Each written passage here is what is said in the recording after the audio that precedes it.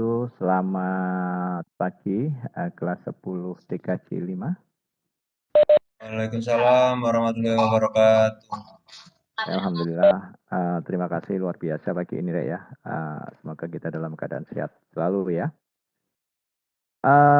Kita masuk di 6.30 anak-anak ya, kita mulai start untuk materi pertama di jam pertama ya dengan Pak Ye ya. Dari partisipan yang sempat dicek Pak Ye, baru 21 yang bergabung ya, sekitar 20 dari jumlah total 35. Weh, kemana semua ini anak-anak ini? Terlambat atau izin atau kurang tahu ya. Sambil kita tunggu anak-anak ya, mungkin untuk yang lumayan banyak ya kalau kita absen, jadi otomatis Pak Ye masuk ke materi dulu ya, 21, lumayan banyak ya, sekitar hampir 11-10-an orang ya. Oke. Pak Ye melanjutkan materi yang kemarin, setelah kemarin kita bicara tentang konsep apresiasi seni, ya, konsep apresiasi seni yang di semester 1 kemarin kita bicara tentang konsep. Sekarang kita bicara di 4.4 yaitu tentang deskripsi. Ya. Masih ingat kan materi kemarin yang apresiasi sama kritik seni yang disampaikan Pak Ye untuk mengingatkan materi yang semester 1? Masih ingat? Halo, anak-anak? Halo. Loh, kok kana sing anu iki? Connect. Halo. Aha, ini baru Tegar. Yang lainnya ini kemana Tegar? Laptopnya kayak trouble kabeh layarnya ya. Sepertinya seperti itu, Pak. Ya, sepertinya seperti itu. Saya pikir kita udah punya attitude ya untuk pelajaran ternyata masih tetap resistan. Wah, thank you Aidan. Oke, Pak Ye masih materi yang pertama ya.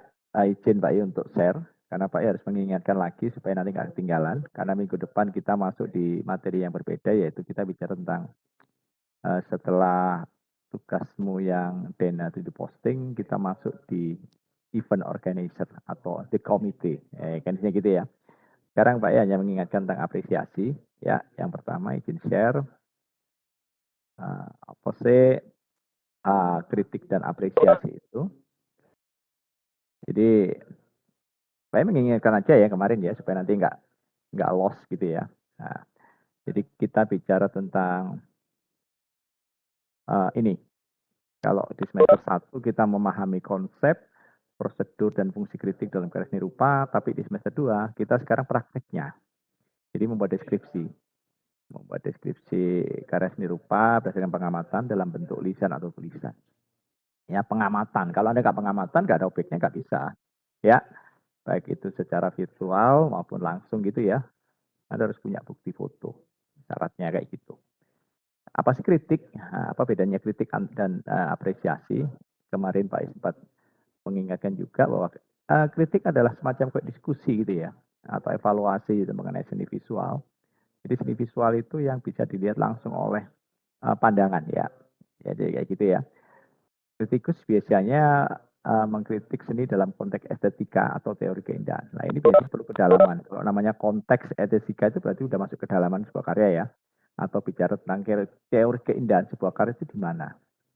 Ya, karena hubungannya dengan latar belakang. Jadi ada kolaborasi antara yang dilihat secara visual dengan latar belakang penciptaan. Itu kalau bicara kritik. Ya, yang berikutnya lagi apresiasi. Nah, ini kita yang membahas yang ini Rek ya, yang apresiasi lebih simpel. Jadi kita itu di sini diminta menikmati sebuah karya, ya, menikmati sebuah karya gitu.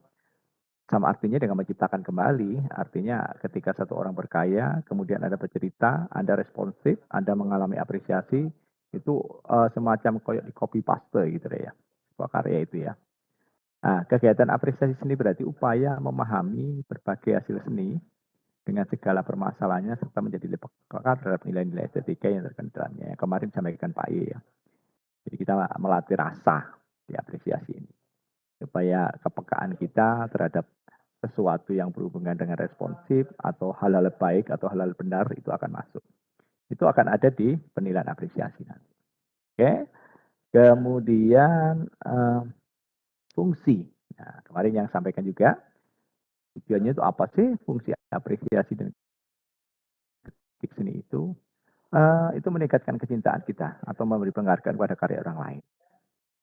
Pinter, ya baik, baik hati, atau mungkin dia handsome, atau mungkin dia perhatian, juga menolong, itu adalah meningkatkan kecintaan terhadap karya seni atau hal yang berhubungan dengan sesuatu yang dilakukan orang lain. Dalam bentuk visual, ya bentuk terhadap karya seni, penghargaan terhadap karya seni. Ya, kemudian kita bisa menciptakan penilaian, semacam kayak, oh orang itu baik, oh orang itu bagus, oh orang itu jahat, dan banyak hal. Itu muncul penilaian. Ya, ini biasanya kayak gitu. Kemudian yang ketiga adalah mengembangkan kemampuan. Nah, mengembangkan kemampuan ini biasanya kita mengalami stimulus itu, ya, bahwa karya itu pernah ada, kemudian saya kepingin buat karya yang baru lagi. Gitu ya, kan dari hal ada, kemudian menjadi ada. Gitu ya. Kemudian yang ketiga adalah membangun hubungan. Membangun hubungan itu berarti kita korelasi dengan media lain, atau ilmu sosial lain, atau hal-hal yang berhubungan dengan perkembangan kita ke depan. Gitu ya. Kemudian orang mengatakan sebagai fun, netizen, ya gitu ya. Itu biasanya yang muncul di situ.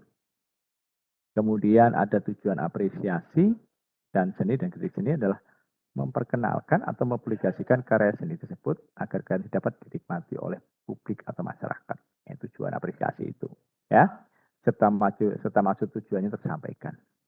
Jadi ada komunikasi. Namanya kalau Pak Yudi awal-awal namanya golden section ya. Golden section itu seniman, masyarakat, kemudian karya, itu ada komunikasi sehingga kita tahu. Ya, yang kadang-kadang loss informasi itu misalnya, saya ambil contoh adalah misalnya Anda dekat dengan seorang cewek, kemudian muncul informasi dari orang ketiga, ya, karena komunikasinya nggak langsung, bisa nggak membuat persepsi yang berbeda, semacam itu, ya. Jadi kalau Anda tahu sumbernya, Anda akan tahu bahwa ini loh latar belakang penciptanya sebenarnya, sehingga maksud yang disampaikan itu tersampaikan. Baik itu positif maupun negatif. Ini biasanya tujuan apresiasi seni, kayak gitu. Kemudian, yang berikutnya lagi, tahapan. Nah ini yang paling penting, tahapan apresiasi. Kenapa kita melakukan itu ya. Hal yang pertama kita punya namanya persepsi. Persepsi itu luar biasa. Ya. Di situ kita harus mengenal bentuk-bentuk. Kalau hubungannya dengan persepsi seni rupa, bentuk itu jadi utama. Ya, kalau Anda secara visual tidak ada bentuk, berarti Anda nggak bisa mengapresiasi. Karena harus ada objeknya. Ya, harus ada objeknya. Kalau nggak ada objeknya, susah wis kamu. Itu penting ya, ya. Ya, yang sekarang mungkin Anda punya khayalan atau imajinasi itu susah. Ya, jadi kayak misalnya anak pameran seni lukis, patung, otomotif, IT, gitu ya, atau mungkin furniture atau perumahan gitu ya. Jadi secara visual harus ada itu ya. Kemudian yang kedua adalah analisis. Menganalisis artinya mampu mendeskripsikan bentuk seni yang telah dipelajarinya. Jadi analisis itu hubungannya dengan ketertarikan deh bentuk-bentuk yang Anda lihat. Semacam good looking gitu loh. Kalau good looking itu menarik, Anda mesti ono keinginan menganalisis. Ya, misalnya saya arahkan ke seni yang lain. Mungkin seni musik, seni tari, seni teater. Gitu ya. Atau media yang lain mungkin, oh ini sepeda motor yang saya inginkan gitu ya. Bentuk ini loh. Dengan tipe ini. Atau HP dengan tipe ini. Dengan RAM segini. Ya, itu namanya mendeskripsikan ya. Bentuknya ya seperti itu. Akan tahu. Nah, ini berikutnya baru ada bercerita. Namanya apresiasi. Ya kan? Di apresiasi itu ada 3 hal yang harus Anda pahami. Ada value, ada empati, dan feeling. Ini.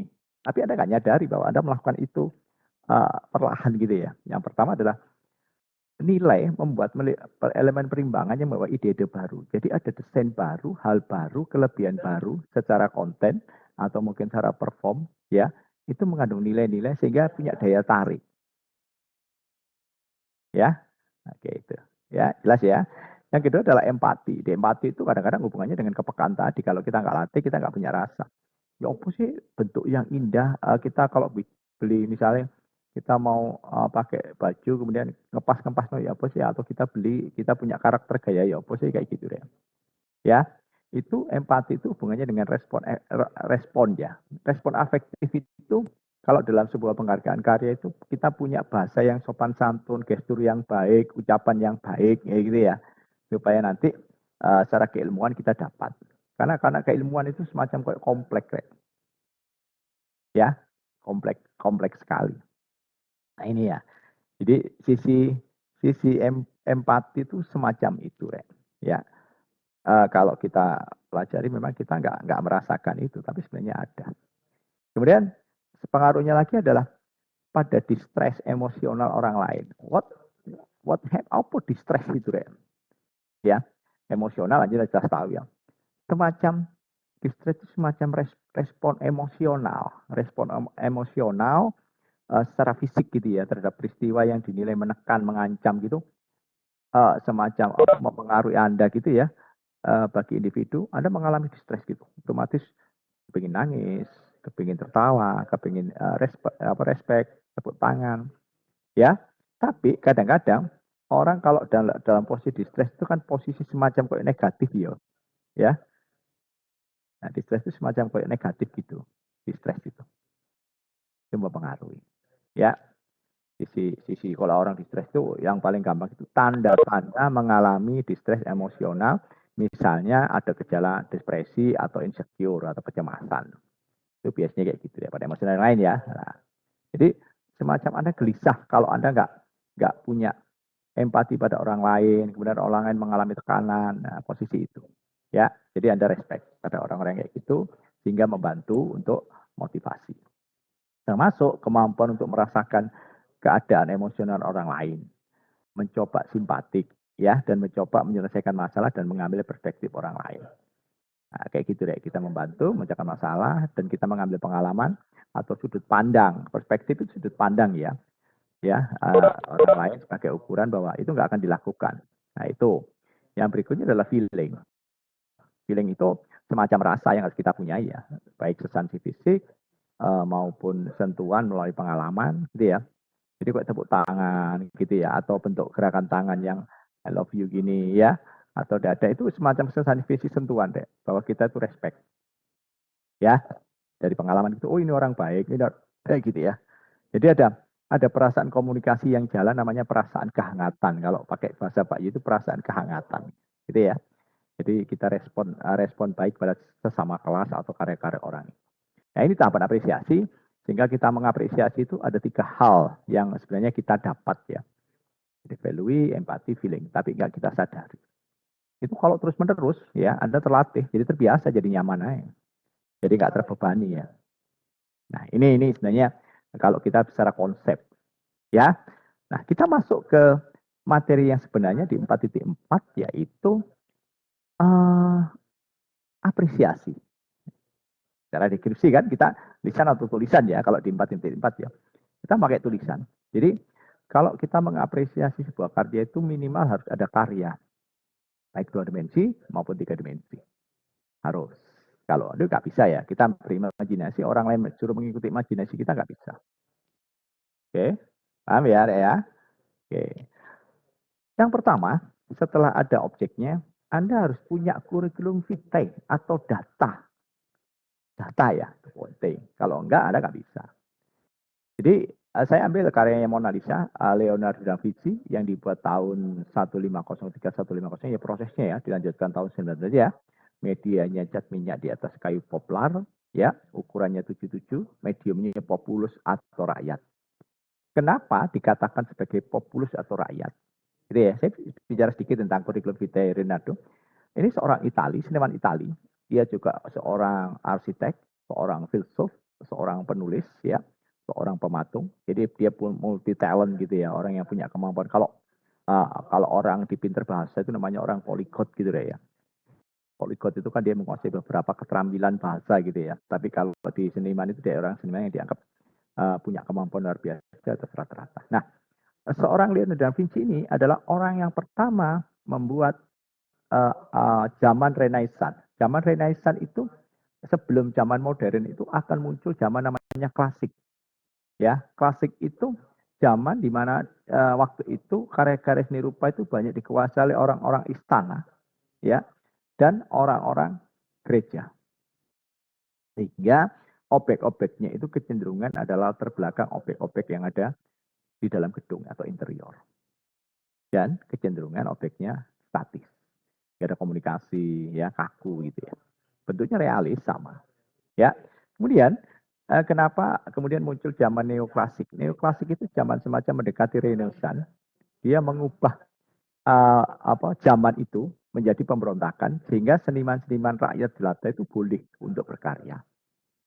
Makanya dikatakan sebagai medium populus itu hubungannya dengan seniman-seniman yang dimunculkan oleh rakyat. Semacam itu ya. Oke, paham mungkin? Nah, itu ya. Artinya deskripsi. Nah, kalau kita deskripsi gini, saya harus bicara secara visual aja, karena kita nggak ada kontak dengan senimannya, tapi dari kita pakai menyadur dari berita informasi-informasi itu bahwa lukisan Mona Lisa itu merupakan lukisan yang dibuat oleh Leonardo da Vinci pada abad 16. Ya, tahunnya di atas. Lukisan ini menggambarkan seorang wanita yang berambut keriting dan mengenakan gaun berwarna coklat. Baju yang dipakainya dilapisi kain kasalut sinar, ya, kain kasa ya, yang transparan ya, biasanya dipakai untuk dressnya cewek-cewek yang dalamannya pakai satin atau mungkin kain depannya yang transparan itu ya. So, Mona Lisa juga sebagai wanita yang tidak memiliki alis dan bulu mata khas wanita Eropa klasik. Sesuai dengan zamannya, lukisan Mona Lisa memiliki background berupa pemandangan gitu ya, danau dan pegunungan. Nah, ini cirinya akhirnya muncul bahwa karya lukisan itu bisa outdoor karena milik rakyat. Nah, zaman Renaissance itu kayak gitu deh. Ya. Selain itu, lukisan ini juga menanggapi tatapan yang misterius kepada seorang dapat disimpulkan bahwa pada wanita yang terdapat dalam lukisan ini tengah mengalami beberapa kondisi emosional,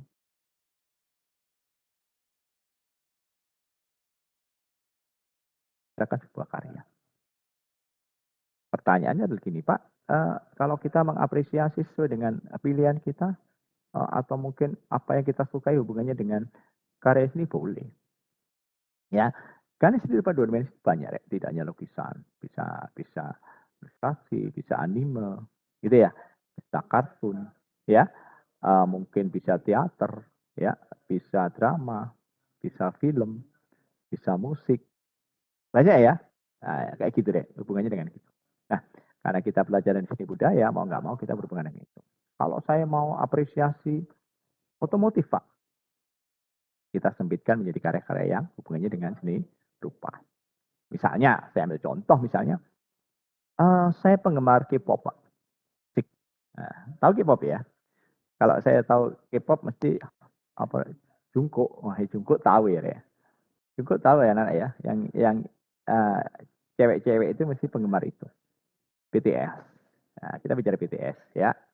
Atau mungkin kalau cowok-cowok Blackpink. Oh, jelas ini ngerti Blackpink ini. Ya, ada Rose, ada siapa lagi, Rek? Nah, itu saya yakin Anda tahu kalau kita bicara mengapresiasi secara umum, apa sih musik K-pop itu? K-pop itu singkatannya dari, apa Rek, K-pop, Rek?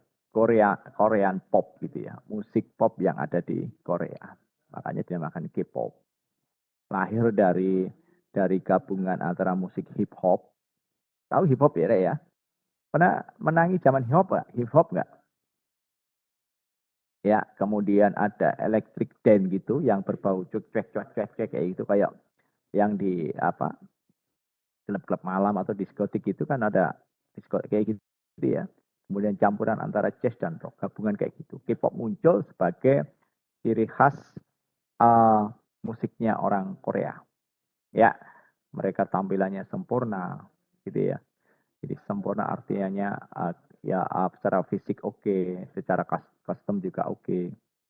Jadi semacam itu K-pop ya, alirannya. Kalau kita bedah di latar belakangnya, saya yakin tahu ya, bahwa K-pop yang terkenal ada beberapa K-pop yang disukai oleh masyarakat dunia ya, K-pop yang ada di Korea ya. yang Pak I pahami salah satunya adalah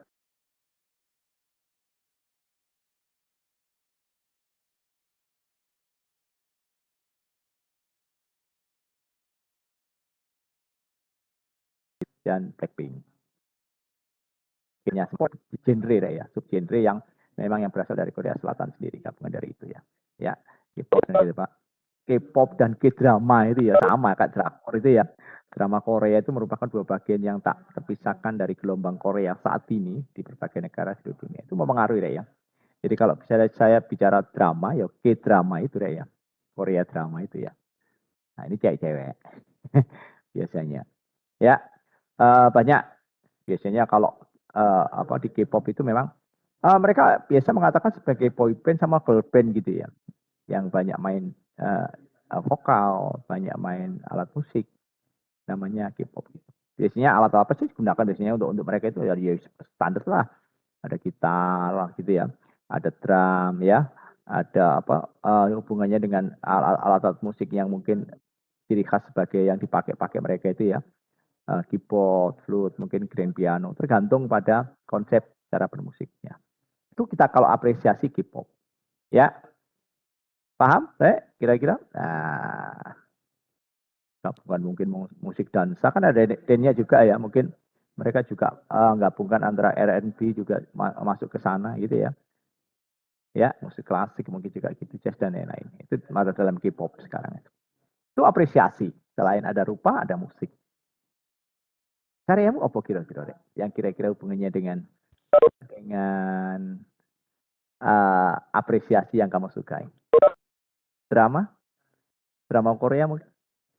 Kalau cowok-cowok seneng apa quiet gitu, quiet game gitu ya mungkin ya. Sama Korea yang quiet game itu mungkin. Ya, atau mungkin apalah. Anime mungkin. Anime mungkin yang lagi banyak disukai anak-anak yang mengenal IT mungkin ya. Ya. Saya tahunya adalah kartun. Ya, kartun yang terkenal itu punyanya Walt Disney itu ya, yang punya Duck gitu ya. Yang banyak bercerita tentang Donald Bebek sama siapa ya? Mickey Mouse. Ya, punya siapa? Webtoon ya. So, kartun pertama kali. Tapi saya yakin kalau Anda kita bicara Jepang atau Korea Anda tahu ya. Macam kayak Ninja Hattori. Kalau Pak I menangi deh ya, seliweran di TV Ninja Hattori. Atau mungkin apa lagi deh yang kamu tahu? Atau Anda menangi zaman Unyil. Kalau Pak I di Indonesia menangi Unyil sih. Masih ingat cerita tentang film boneka yang unyil itu, tapi bukan kartun atau anime, jadi boneka gitu ya, papet gitu. Ya, unyil dulu ya terkenal itu ya kalau zamannya Pak ya. Kemudian muncul yang paling top itu ya zamannya Mickey Mouse sama Donald Bebek itu ya. Emak Ya. pengen naik gaji, Pak. Ah, itulah drama Indonesia gitu ya. Ya. Anu, tukang bubur naik haji ya. Ya. Atau mungkin film Naruto. Iya, Pak, sama yang Naruto. emak pengen naik gaji itu, Pak. Iya, Naruto itu ya. Naruto itu kan juga film apa? Jepang ya. Naruto itu Korea apa Jepang, Rek? Jepang, Pak. Jepang ya. Oke, berarti Anda masih punya punya apa ya pengalaman ya di masa kecil gitu ya. Anda yang suka film-film kartun Pahlawan gitu. dong, Pak. Hai, Oppo, baja hitam. Kalau di Indonesia kan baja hitam itu ya. Pahlawan Indo, Pak. Ya Allah. Pahlawan apa? Pahlawan Pahlawan apa? Indonesia, Pak. Weh. Nasionalisme, Bro, masih ada. Kita bicara anime, bicara kartun gitu ya.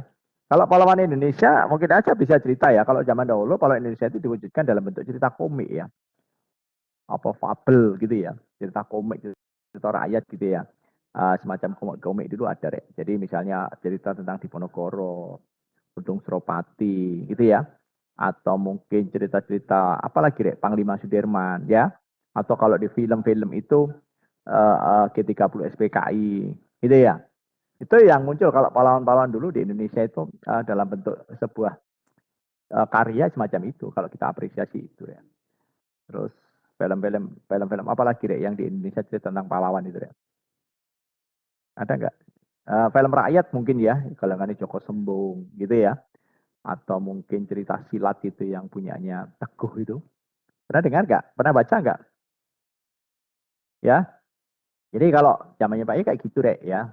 Komik Teguh, cerita silat yang dari Jepang itu, dari Cina apa Jepang itu ya. Saya lupa udah lama, komik bergambar gitu, color gitu ya. Sama novel-novel yang rotok semi deh. Ya, namanya Ernie Eru. Dulu itu sangat terkenal ketika zamannya Pak E ya. Kalau sekarang nggak ada ya novel-novel yang berbau semi gitu ya. Itu kalau bawa itu tuh dianggap pelanggaran deh dulu itu. Ya, namanya SMA kan kita mesti nyoba ya, kepingin nyoba smoke, kepingin nyoba membaca yang dilarang gitu, semacam kayak tantangan gitu ya. Mencoba bolos, telat, meloncat pagar kan gitu. Hal-hal experience pengalaman yang punya jadi semacam kayak luar biasa ya kalau kita cerita ya. Nah, kayak gitu. Nah ini biasanya kita nyekip-nyekip gitu ya. Biasanya kalau di tingkat SMA SMK kan gitu ya. Pengalamannya luar biasa ya. Atau mungkin kepingin bangga untuk pulang aja Anda harus ngandol truk gitu ya. Punya sejarah. Nah itu semacam pengalaman gitu ya yang pahami kayak gitu. Kalau sekarang mungkin Anda novel misalnya kayak yang paling banyak digemari usiamu antara umur SMP itu berapa sih? 14 ya, 14 sampai sekitar 18 yang semacam kayak kambing jantan karyanya Raditya Dika itu pernah nggak baca? Pernah nggak? Manusia setengah salmon, Pak. Wah, manusia setengah salmon ya. Pernah baca nggak? Misalnya karya-karya novel manusia setengah salmon atau kambing jantan. Saya pikir Anda juga tahu lah cerita cerita itu ya. Ya, pernah pernah mendengar cerita itu? Siap pernah, Ah, Pak. Kalau Pak Iye dulu memang suka cerita-cerita yang petualangan ya, kayak kayak kayaknya Sohoki itu ya. Pernah ingat gak Sohoki? Sohoki itu seorang mahasiswa UI, dia seorang mapala gitu, yang kemudian dia memberontak pada zamannya, kemudian dia mendaki Gunung Semeru. Ya, kalau Anda suka pencinta alam, saya yakin cerita Sohoki tahu ya. Eh, Akhirnya meninggal karena gas beracun, karena waktu Semeru itu kan kita berangkat malam gitu ya, jangan lebih dari jam sekian kita harus turun kan ya, karena asap beracunnya itu kan muncul. Itu cerita kayak gitu ya. Manusia setengah salmon. Jadi kalau Anda pernah baca semacam itu menarik juga ya. Itu drama thriller apa drama komedi. Kalau kita bicara manusia setengah salmon ya. Itu lama kok ya kalau nggak Raditya Dika itu ya. Uh, tahun 2000-an di bawah di atas 10 ya kalau nggak salah. Lama cerita itu 2013-an lah. 14-15 kalau nggak salah. Ya, itu ya. Karyanya Raditya Dika ya, yang pemainnya dibintangi oleh Raditya Dika yang belum top-topnya ya. Ingat kan ya, Rek? Ya, sama seorang adventure itu, Bujak Dip. Tahu ya Bujak Dip ya ada ya? Bujak Dip itu seorang petualang, Rek. Suka ke alam, jadi orangnya wajahnya keindu-induan gitu, rambutnya gondrong gitu ya. Dulu Pak I pengagumnya Bujak Dip itu, kuagah gitu ya. Suka naik gunung, traveling, apa kayak gitu, Rek. Bujak Dip itu ya. Ya, yang novelnya yang diangkat oleh Raditya Dika itu seorang mahasiswa UI, Rek. Mahasiswa UI ya, jurusan politik. Politik. Tapi dia punya kemampuan menulis novel gitu ya. Dia juga jaga komedian, gitu ya. Dia juga bisa jadi sutradara, pemain film juga. Ya, makanya kalau Manusia Setengah Salmon itu film-film dari novelnya Raditya Dika, ya sama dengan apa rek, Kambing Jantan, ya yang dia mengangkat cerita-cerita itu karena story-nya di buku hariannya itu diangkat sebagai cerita. Karena orang-orang semacam ini kan masyarakat urban, orang-orang muda gitu ya. Si bahasanya itu beda sehingga jadi daya tarik. Misalnya ada usia di SMP sama SMA itu atau SMK itu menarik cerita ini. Ya, semacam kayak membelajari kita gitu ya, apa yang kita lakukan gitu ya, atau kita kepingin mencoba. Itu biasanya kayak gitu deh ya. Ya, ada lagi mungkin Anda penggemar komik-komik juga gitu, atau mungkin novel yang kira-kira tren. Atau kalau dulu zamannya anak muda Pak itu novel Lupus. Tahu Lupus ya? Lupus tahu ya? Novel anak-anak muda yang bercerita tentang anak sekolah gitu Lupus itu deh. Nggak tahu, Pak. Lagu yang terkenal dulu Obi Meshak, Rek. Ya. Jadi anak SMK nggak punya, anak SMA udah punya itu.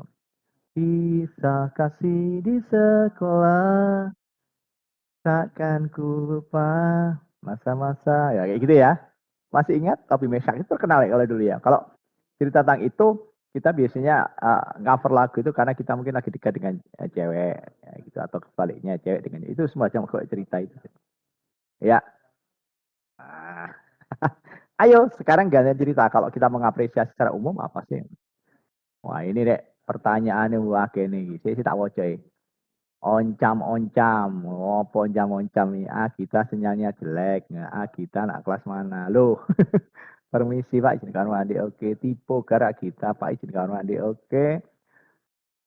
Pak lukisan Mona Lisa di saya kok beda? Benar Mona Lisa. Kok bukan Mona Lisa, tapi Mona Lisa. Versi Indonesia Muna, ya kan? Nah, kayak gitu. Ini apa ini? Apa agar kamu kasih link ini? Link gambarnya, Pak. Link gambarnya ya. Beda ya memang ya. Di saya beda, Mona Pak. Lisa. Iya.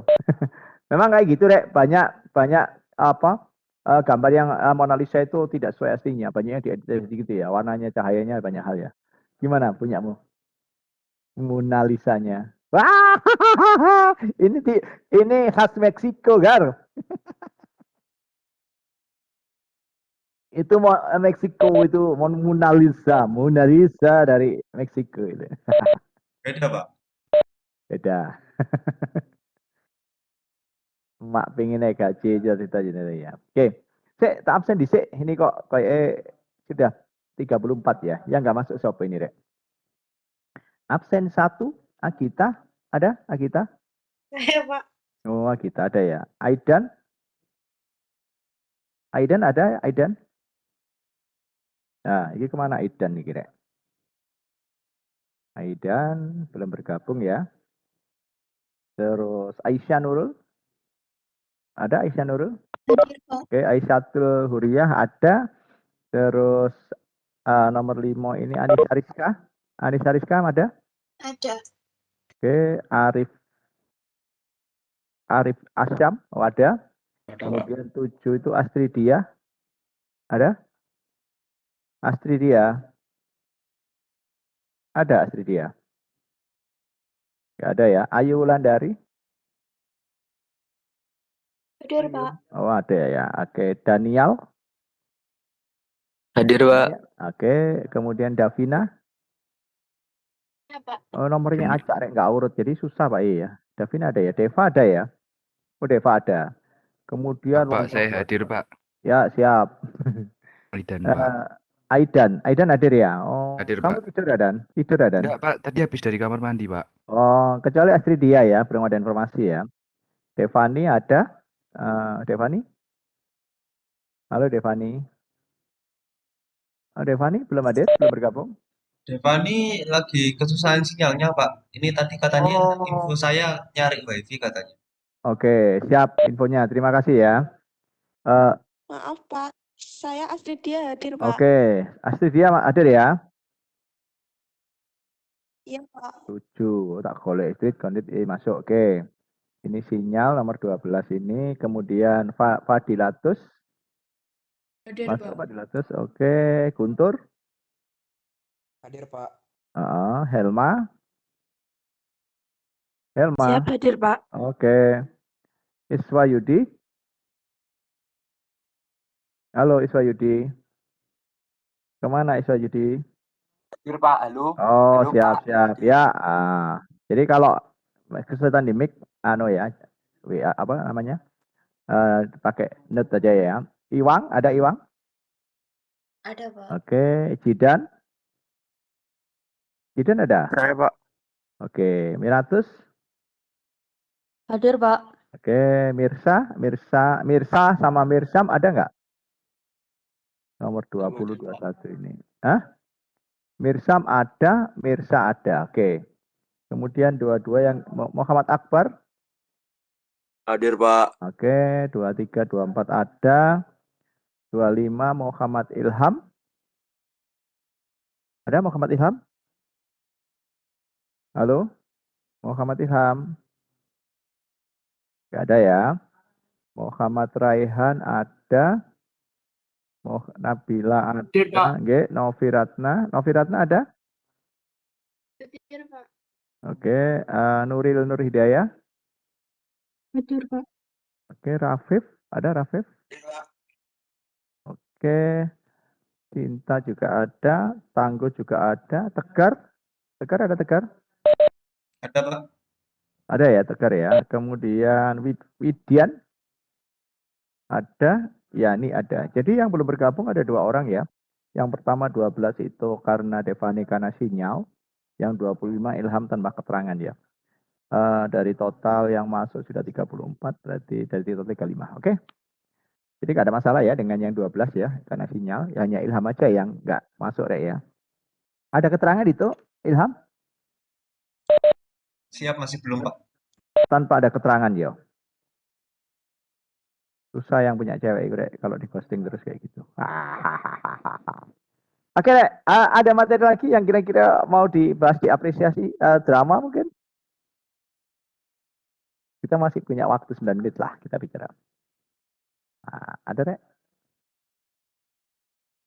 Baca note-nya anak-anak itu lucu-lucu ya. Tuku laptop anyar yud. Yeah. Yudi ngegas.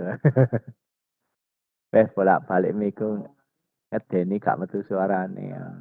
Ano, beli mic yang memang agak terbuka ya, jangan yang pemalu ya. Kalau mereknya pemalu masih gitu. Mau ngomongnya harus ngeden dhisik ya.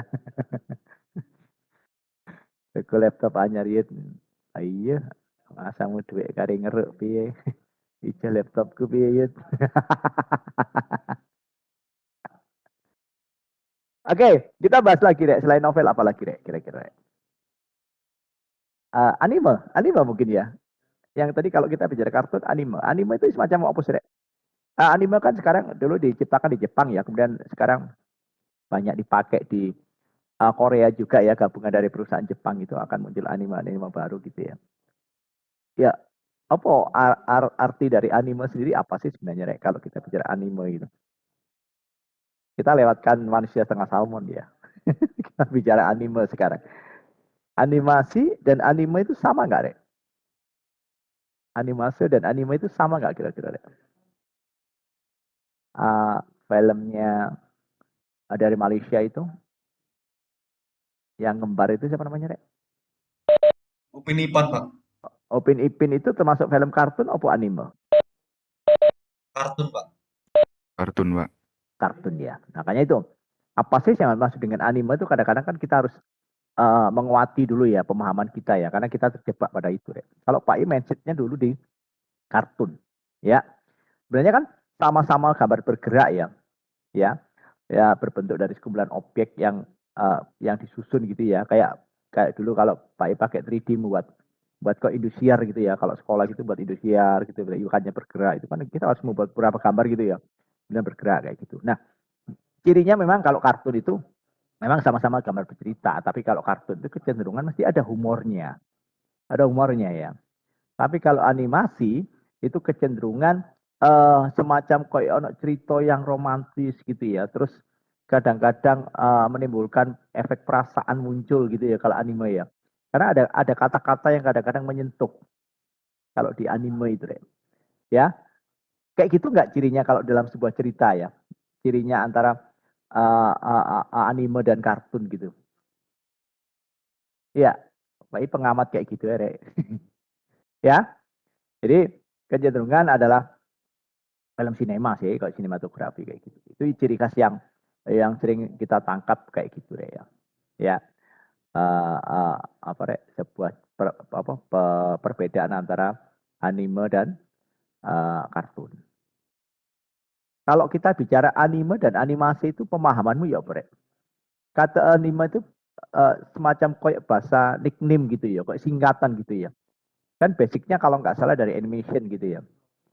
Ya, atau orang mengatakan sebagai animasi gitu. Sama ya, semacam kayak bahasa singkatnya kayak gitu ya, anime itu ya. Ya, istilahnya banyak digunakan oleh orang-orang Jepang untuk menghasilkan karya-karya itu. Karena dianggap itu sebagai bagian dari kehidupan mereka yang dekat dengan IT, mungkin dengan teknologi yang terbarukan. Nah, itu. Kalau di Korea memang ngadop kerjasama dengan orang Jepang dan muncul di Korea, tapi yang cenderung kuat adalah di K-pop sama cerita dramanya, drama Koreanya ya. Nah, gitu. Kalau di Indonesia mungkin ada kecenderungan filmnya itu sama-sama juga rada romantisnya gitu ya, ketika kisah itu anak muda, atau mungkin cerita tentang horor gitu ya. Thailand, Malaysia, Indonesia itu banyak mengikuti tentang horor-horor gitu ya. Kalau di film yang simple-simple di Asia itu, misalnya anak pindahan ke sekolah lain, dia ternyata jagoan gitu ya. Atau percintaan orang smart dan orang tidak smart, gitu ya. Kemudian orang kaya dengan orang biasa yang punya kemampuan. Gitu kalau film Korea, Indonesia, atau mungkin film-film Thailand kan banyak cerita tentang itu deh ya. Cerita-cerita tentang mengarah ke sana. Biasanya itu. Kalau di Amerika rata-rata filmnya itu mesti action, dibumbui dengan gitu ya. Biasanya lakon harus menang, Rek. Jagoannya harus menang. Tokoh antagonis itu harus menang. Ya. Kalau di Prancis kecenderungan endingnya adalah menimbulkan pertanyaan. Pertanyaan kadang-kadang kayak gitu kalau kita lihat Prancis ya. Ini penjahat hidup mati sih kayak gitu ya. Terus anaknya opo ini? Terus kehidupan berikutnya opo? Apakah percintaan itu akan terus apa hanya berhenti ketika sebuah tugas sudah selesai? Kalau di Prancis itu menimbulkan pertanyaan gitu. Ciri khas ya. Kalau di Amerika itu memang menang. Nah, kalau di Asia cirinya adalah cerita-cerita rakyat gitu diangkat di sebuah cerita-cerita gitu ya. Kalau di Indonesia. Kalau Makanya kalau ceritanya India gimana, Pak? India itu semacam koyo absurd. Ya, absurd ya. Jadi berlebihan kadang-kadang ya, sesuatu yang nggak mungkin ya. Kalau Bollywood itu cirinya gitu. Terus ono romantisme, surrealisme juga ada. Romantisme itu objek itu dengan bantuan kamera dan lighting itu dibuat seayu-ayunya gitu ya. Kalau orang ganteng-gantengnya tiga kakak gitu ya. Kalau India kebanyakan joget Pak sama nyanyi. nah itu makanya alirannya romantisme sama surrealis itu. Semua itu dibuat berlebihan. Makanya jadi absurd itu kan sesuatu yang nggak mungkin jadi mungkin gitu loh ya. Bayangan kita itu kalau dikeroyok orang 10 itu mesti kalah dia menang. Terus dia bisa salto, bisa mengangkat kendaraan. Itu kayak superior gitu ya. Kalau film-film kayak Superman, Batman, atau mungkin Hercules gitu kan ada masalah ya. Karena di awal dia udah menunjukkan kelebihan ya. Anak dewa dari planet lain, atau dia punya kekuatan kayak Spider-Man gitu. Itu logikanya masih masuk. Dia orang biasa yang mungkin uh, dia punya fitness ngangkat mobil aja perlu keterampilannya, tapi dia mampu kayak gitu. Jadi absurdnya kayak gitu di Bollywood itu ya. Jadi menarik. Tapi nggak semuanya film gitu ya. Ada yang cerita tentang real gitu ya, cerita rakyat India sebenarnya itu juga ada. Siapa penggemar Bollywood? Ya, Aisyah, Pak, angkat tangan ini. wah, setuju. Menarik, Rek. Kalau Pak mau lihat beberapa film India itu memang ada yang menarik ya. Cerita tentang story gitu menarik, Rek. Ada hal yang luar biasa yang diambil. Ada semacam kayak lisannya, kata-katanya, atau hal yang dilakukan itu ada kebaikan-kebaikan juga Rek, di film. Ada satu sisi kayak gitu ya. Sama dengan kalau kita lihat animasi, ada beberapa hal yang diajarkan tentang hal-hal benar gitu ya, hal-hal baik gitu ada. Jadi makanya diapresiasi itu kita positif dulu. Ya, nah, itu beberapa ya karya yang mungkin bisa dijelaskan Pak Yi secara lisan gitu ya. Mungkin Anda kalau misalnya Pak ada penugasan gitu, saya kepingin mengapresiasi ini boleh. Saya kita tahu ya, jadi ada objeknya, ada identitas depannya, namanya CV atau kurikulum vitae gitu, kemudian deskripsi. Deskripsi itu bebas, Rek. Ya, kita nggak terikat oleh format materi formal gitu, tapi kita berbicara tentang, oh ini yang dimaksud, ini yang dimaksud. Nah, gitu ya. Ada persepsi yang harus dimunculkan supaya kita tahu. Kemudian kita membuat deskripsi yang tadi dikatakan sebagai kemudian apresiasi, ada value, ada gitu deh ya. Oke, paham? Ada pertanyaan kira-kira?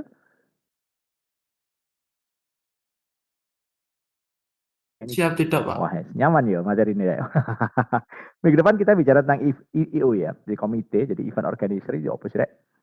Jadi menarik deh kalau kita bicara IO. Jadi kalau Anda misalnya kepingin, kita nggak tahu, Anda nanti Jadi EO-nya wedding atau EO-nya ulang tahun, ya kerjasama dengan kamera, dengan video, ya kerjasama dengan wedding, kerjasama dengan musik, dengan endorse yang lain ya. Karena EO itu sekarang lagi tren, ya, dan harus dipunyai. Karena seorang RPL TKJ itu harus punya multi talent, tidak hanya satu titik. Ya, karena di luar kita dibutuhkan keterampilan yang hubungannya dengan praktek.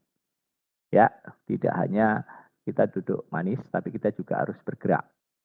Ya, jadi kalau Anda di rumah itu sebagai konseptor, tapi di luar adalah bos. Kalau sekarang terkenal dengan juragan, istilahnya kan gitu ya. Jadi konsep besarnya harus dimunculkan. Anda harus multi talent untuk proses berkarya. Don't stop working. Oke, mungkin itu materi yang bisa disampaikan Pak Y. Thank you untuk pagi ini ya, kelas 10 TKJ 5. Sehat selalu Rek ya. Pak Y closing dulu. Thank you. Assalamualaikum warahmatullahi wabarakatuh. Selamat pagi. We all the best. Waalaikumsalam Pak. Terima kasih Pak. Mantap bro, mantap semuanya. Oke, thank you. Izin live Rek ya. Pak.